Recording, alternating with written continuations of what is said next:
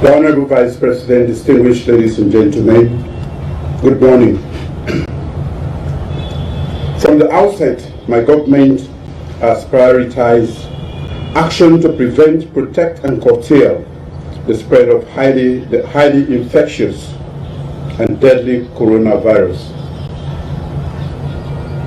We have strongly urged citizens to observe enhanced hygiene practices, social distancing, and cough etiquette. We continue to actively disseminate information through various modes about symptoms of COVID-19 and have urged all citizens to report themselves, loved ones, or community members who may exhibit flu-like symptoms, including a fever, dry cough, and difficulty breathing. We have bolstered our surveillance and response structures and facilities. We have appointed a lean government of Sierra Leone COVID-19 response team led by the interim coordinator, retired Brigadier Hassan Kelly Conte, the Minister of Defense. Thank you. We have activated the Emergency Operations Center to Level 2 with all attendance pillars and pre-positioned testing, isolation, and treatment facilities to care for the sick. In the last few days, we have received additional equipment and supplies. Let me reassure every citizen that our healthcare facilities are safe and ready, and the health workers are trained and ready to respond to any case. The safest place to get comprehensive medical care is the hospital. We have engaged development partners and discussed how we can leverage their interventions in order to soften the impact of COVID-19 on our socio-economic and economic life and to support and protect our vulnerable in our society. We have declared a state of public emergency, suspended all commercial flights, and closed all land and river and borders to the movement of people. All educational institutions, from early childhood education centers to tertiary education institutions, we close today, Tuesday, 31st of March 2020, until further notice.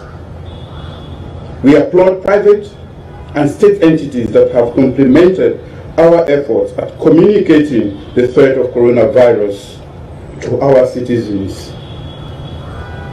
We are also most grateful to the Interreligious Council that in the deepest of turmoil has guided our supplication to God, Allah subhanahu wa ta'ala, to grant us wisdom, courage, and understanding to fend off this threat to our nation. May I extend my deep and sincere gratitude to the Parliament of the Republic of Sierra Leone for the gracious show of national solidarity in approving the state of public emergency and strengthening our collective hand to fight this deadly menace to our nation. As a government, we promise that our response will not only be flexible and multi-pronged, but also agile and robust and comprehensive. We will continue to adjust our response levels based on ongoing risk assessment and as circumstances warrant. I also promise that we will be open, transparent, and responsive to the views of citizens, because we believe that openness cultivates trust and confidence in what we are doing and why we are doing what we are doing. In my first address to the nation, I had indicated that it was not a matter of whether, but when. Ladies and gentlemen, the when is here. I have called this press conference today to announce that Sierra Leone has registered its index case. Case number 1 is imported. I repeat, case number 1 is imported. He is a male, 37 years old, and came to Sierra Leone from France on Air Brussels flight on the 16th of March 2020. He was immediately placed in quarantine. He was tested at the end of his quarantine period, and his result came back as positive. Now, as a nation, we should know that every minute matters. In order to prevent possible community infection, we have quickly isolated case 1. We have immediately and aggressively operationalized tracking and surveillance for all primary and secondary contacts. That is, every person case 1 may have come in contact with. Those persons will be placed into mandatory quarantine and tested immediately, starting today. From now on, I direct that health teams proactively seek out and compulsorily test all suspected cases. I also direct the following measures that must be implemented immediately. The government of Sierra Leone COVID-19 response team is now fully activated. As I've indicated, that team is led by retired Brigadier Kelly Hassan Gonte, Minister of Defense. He will work to oversee and work with all sectors for a coherent national response to COVID-19. We strongly urge all citizens to observe all hygiene and social distancing protocols. Hospital is the best place and the only place where qualified healthcare professionals can offer you comprehensive medical care. If you keep a person with the symptoms at home, the entire family and community is likely to get infected and die. Keep yourself safe and keep your loved ones safe by presenting them for immediate testing and health care. Again, immediately report all persons with symptoms, dry cough, fever, and difficulty breathing. A number of additional measures are in effect starting today, and I strongly urge strong compliance from every citizen. These will affect the transportation sector, traditional practices, religious practices, trading, entertainment, etc.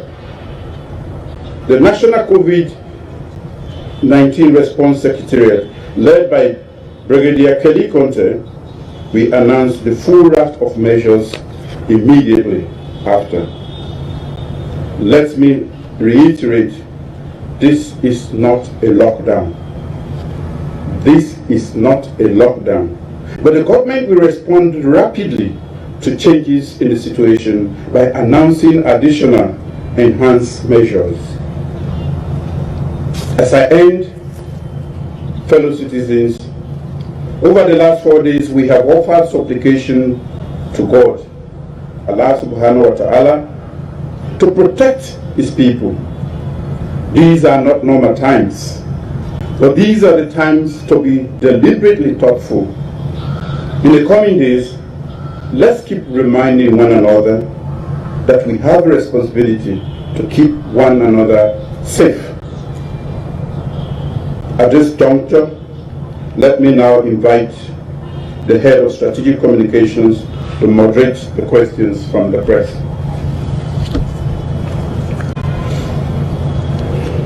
Thank you, Your Excellency.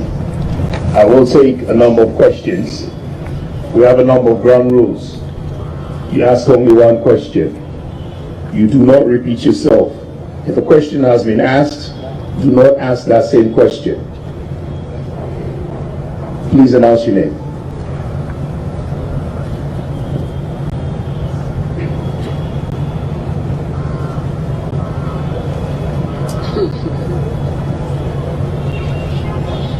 My name is Omar Fofana, BBC. Your Excellency, I understand that the 37-year-old person is married to a medical doctor. Has that doctor been working whilst the husband had been in isolation?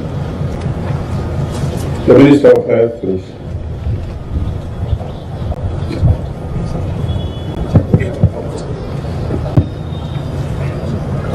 Good afternoon all. We are indeed very lucky in the sense that on arrival of the individual on the 16th, he went straight into quarantine, and the only contact he had with his wife was to move him from the quarantine site to the hospital. Within that period, the wife has been doing her normal course of duty. The only contact had is between the quarantine site and the hospital, and indeed the wife is one of the primary contacts that we are going to test for COVID-19. Let's have a question from the CSO, briefly.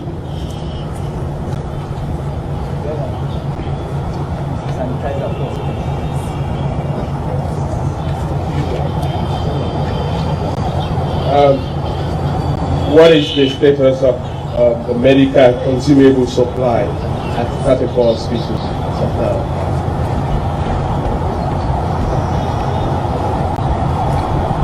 Again, let me express that we believe what we have needs to be augmented as we go along, but what we have as of now is reasonably adequate for us to start to address the medical state of those that may be affected.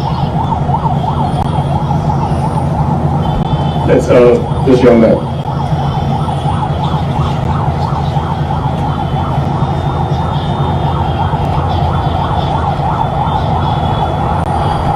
Mohammed Jawanyali with Political Newspaper.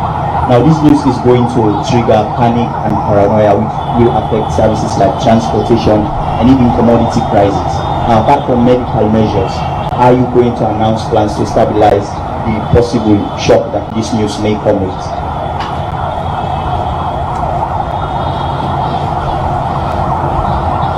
Yeah, certainly. Good morning, ladies and gentlemen. Certainly, some thoughts have been given to those issues already, but the structure itself is in the formative stage, and we'll be looking into those details later on, and it will be announced in another press conference from the center itself, the operation center. But yes, they are a bit considered. I may just add that we have briefed this nation about this coming event. Unfortunately, it has landed in Sierra Leone. We are doing our best as a nation, as a government, to make sure that we contain this occurrence as quickly as we can. We just urge also the public to observe the protocols in terms of heightened hygiene, in terms of social distancing, cough etiquette, reporting, and being responsible as citizens of this nation. There is no need for panic. The COVID-19 is almost everywhere around the world. We as a nation should rise to the occasion and also fight. And in this fight, it is not just about the government. Each and every Sierra Leonean has a role to play. If we play our roles properly, we will get rid of this menace and we will live a better life as we did after Ebola. The gentleman was back there. Wait for the microphone. No, the gentleman was back, please.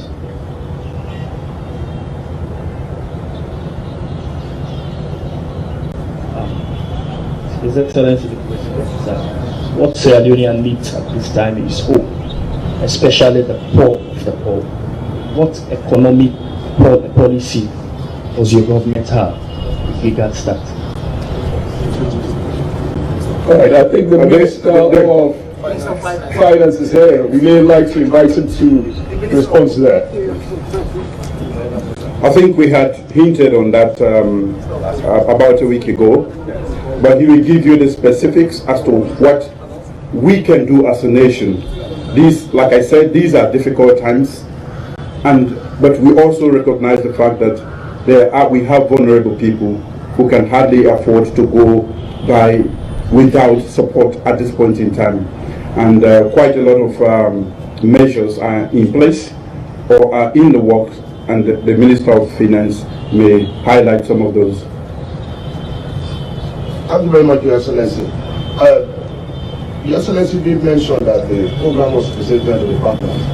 Together with that program was what we call Quick Action Economic Response Program, which is financing gap in the structure of $96 million in the long term of about $44 million. The program has 4 components: one on building stocks levels and maintaining price stability as commodity chain, supporting SMEs, that's the SMEs that have been affected as a result of COVID-19. The third component is safety and equity, His Excellency mentioned. The other component is public works that can create alternative job opportunities and food production. That's the livelihood support. It's a program on track. We are in discussion with our partners. I'm pleased to report that the partners are more than willing to support this program. We are very pleased that we have thought and that alongside the health program, we designed an economic program. Thank you. We'll take a question from civil society. Is it? Good morning, Your Excellency. My name is Julius Maada Bio. Question is, what is going to happen to the other people who are quarantined together with the gentleman that has just proven as COVID-19?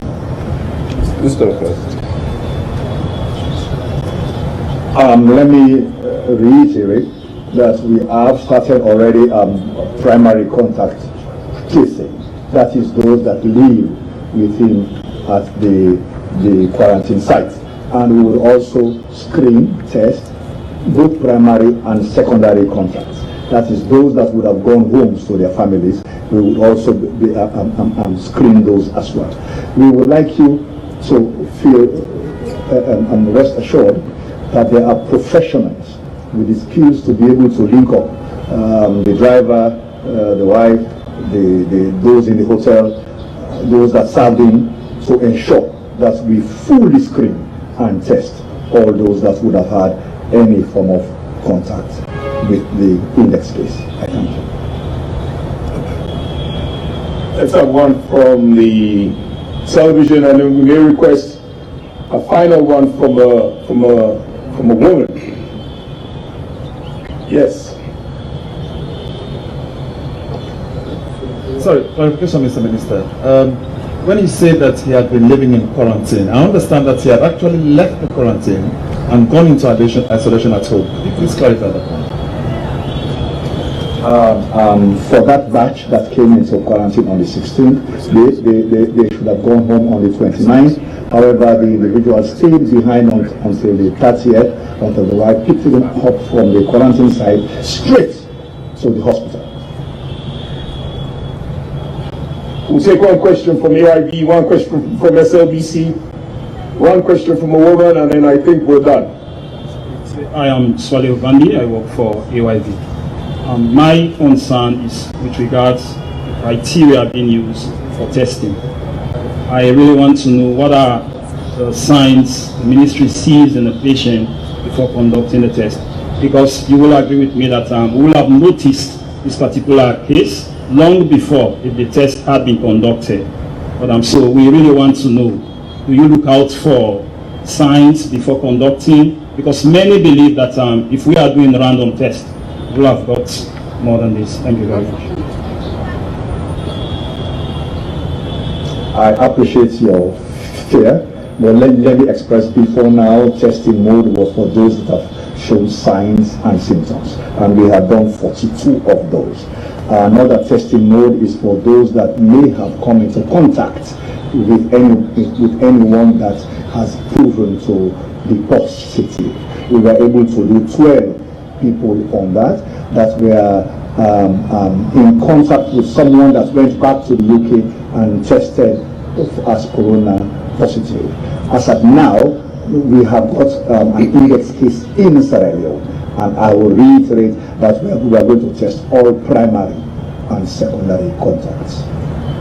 I think in addition also, we must recognize that medical equipment and supplies are in shortage right across the world, from even those who manufacture it.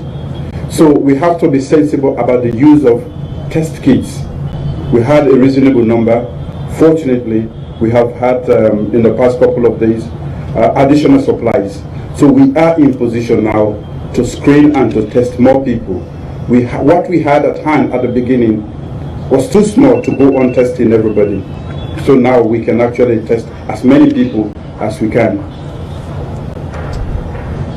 Thank you, Excellency. SLBC, please. My name is Asmi Uba. Minister of Health, sir, how many cases do you think you can cope with at the moment, based on the facility of the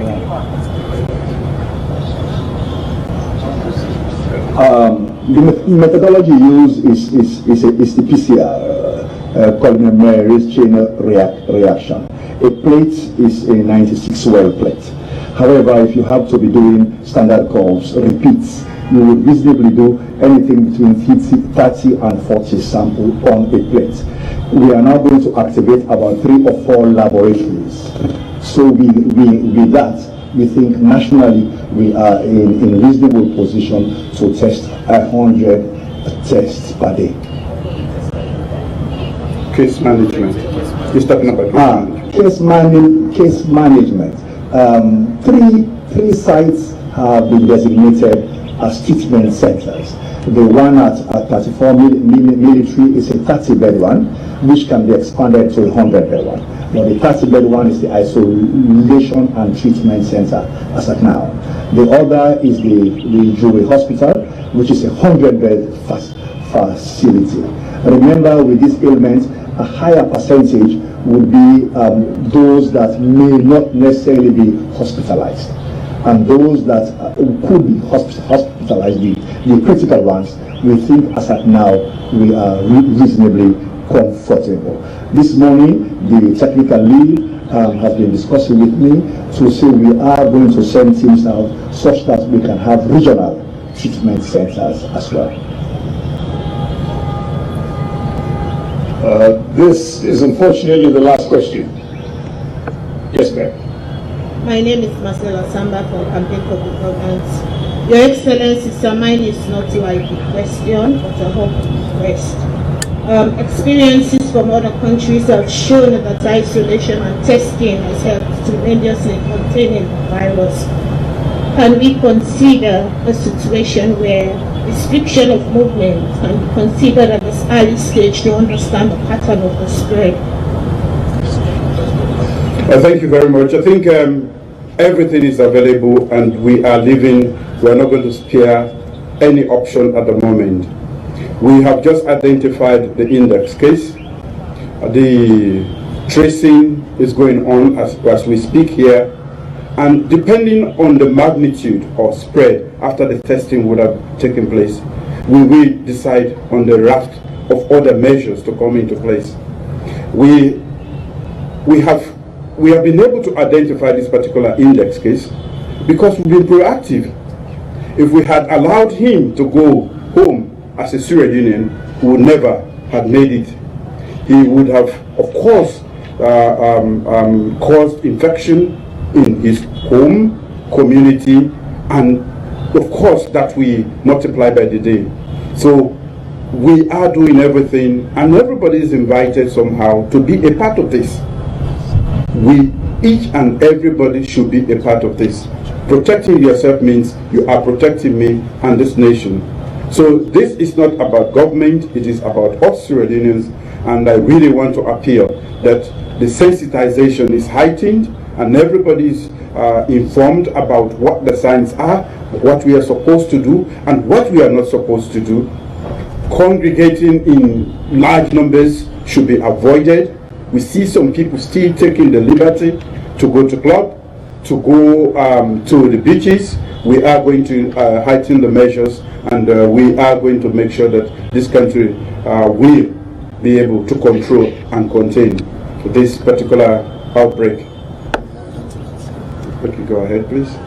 Ladies and gentlemen, I think the fundamental measure here really we should all think about is our own self-discipline, really. As a nation, it is high time perhaps we drop some of those attitudes and behaviors that sometimes are rebellious for the sake of our individual selves, our families, our community, and the entire country as a whole. If you do not have a very important thing to do outside of your home, I think the first thing is please do not go out. If it is not very, very necessary for you to be out of your home, I think that's the very first measure we should all adhere to, so that you reduce the population that is out there that will make it difficult for social distancing to even take place. I think that's the very first fundamental one we should all adhere to. So coming from that, things like clubbing and social gatherings in large numbers should be a natural thing that we should just forget about.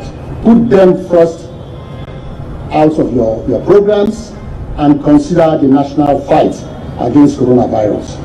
This is a very, very serious issue, and I don't think we need to be reminded what Ebola did to us, because in many of the cases actually it was just carelessness and indiscipline on some of our compatriots. We cannot afford to repeat some of those mistakes. And I'm sure it is in our hands really to deal with many, many of these issues. For instance, issues of vehicles, to cut down on the capacity in your vehicle. This just comes in naturally.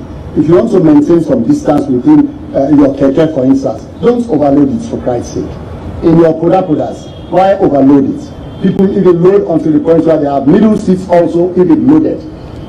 So these are some of the issues we should all really gear towards implementing by ourselves, by just self-discipline. If you look across the world today, those countries that took stringent measures and allowed their people to be self-disciplined and comply with these ones are fine today. Many of those that were a little bit slack on those issues found it very difficult down the road. And we all know what that means. So there are a series of grants, they will be coming up from time to time as His Excellency has announced. But like the traditional practices, for instance, they've been banned clearly, and these are going to be reinforced when the teams are sent out to enforce them. We hope we will not need to use force really to enforce some of these things. We hope it will be your own natural instinct to obey these measures. But if it comes to that, for us to use force for people to understand what we are talking about, believe you me, we'll do that. In the name of Sierra Leone, we'll do it. So we're asking that we all cooperate with the law enforcement agencies, and this time includes soldiers too. So besides the police, the soldiers will in fact take most part of the work, especially in our border communities. We've already discussed with our colleague, the Minister of Youth, who will also be using our youth councils across the country. We've also spoken with the local government minister. He is also getting the paramountries and other local authorities to join hands, because this is not just the security elements or the medical elements.